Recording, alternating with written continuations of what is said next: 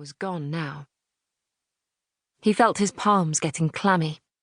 Felix switched his gun to the other hand, wiped his hand on his trousers, and released the gun's safety catch.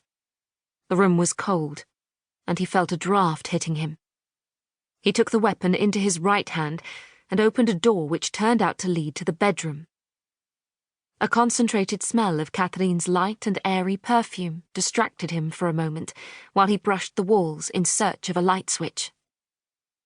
A modern version of a Chinese rice paper lamp illuminated the room with a cold light that reminded him of the moon. The bed was made, and there was a pile of clothes on top of the covers. He looked inside a white closet and didn't find anything other than copious amounts of clothes. An impulse made him bend down and look underneath the bed. He froze when he noticed a small, cylindrical object, all the way inside by the wall. Felix lay down flat on the floor and wormed his way underneath the bed. He stretched his arm out to grasp for the thing. Soon after, he felt the smooth and slippery shape against the palm of his hand. He crawled out and held it to the light.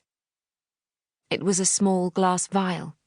The label proclaimed it to be ketamine, the same tranquilizer that had been found in the other victims. He ran out of the bedroom, through the living room and into the kitchen, which also turned out to be empty, and it dawned on him that the perpetrator had managed to abduct Kathrine, apparently through the kitchen door, which was standing slightly ajar. He could hear sirens in the distance. Even though his colleagues had responded extremely quickly, he had a feeling that they would arrive far, far too late. He tore open the kitchen door, ran down the back stairs, and found the door to the courtyard, where he struggled a bit with the lock before he managed to open it. The courtyard was partially illuminated by small lamps, but there were plenty of shadowy areas and dark corners. He quickly searched the courtyard without finding anything. Felix heard the sound of squealing tires against the asphalt. He ran through an archway into the street and saw the wobbly rear end of a white van disappearing around a corner. It almost tilted like a ship at sea when it cornered. He didn't get a chance to see the license plate. Felix wiped his forehead, which held a thin cover of sweat, while he tried to comprehend the fact that Kathrine was gone. That she had received a death sentence on his watch. He felt his legs turn to jelly, and a shiver ran through his body.